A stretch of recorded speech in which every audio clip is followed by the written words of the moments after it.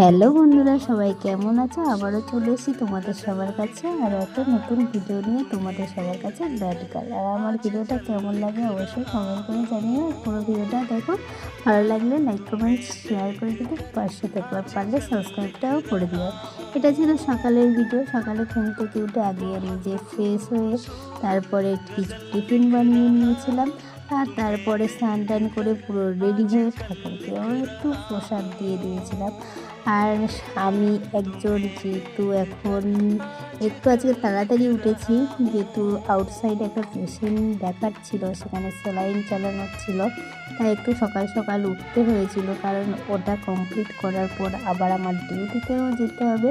তাই আজকের দিনটা একটু স্পেশাল, তাই ছোটো ছোটো ক্লিপ তোমাদের সবার সাথে শেয়ার করলাম।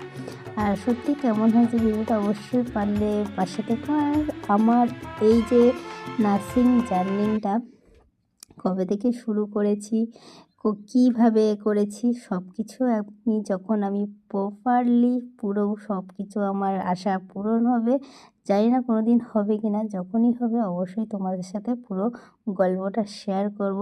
ততদিন তো তোমাদের তো সবাইকে ওয়েট করে থাকতে হবে।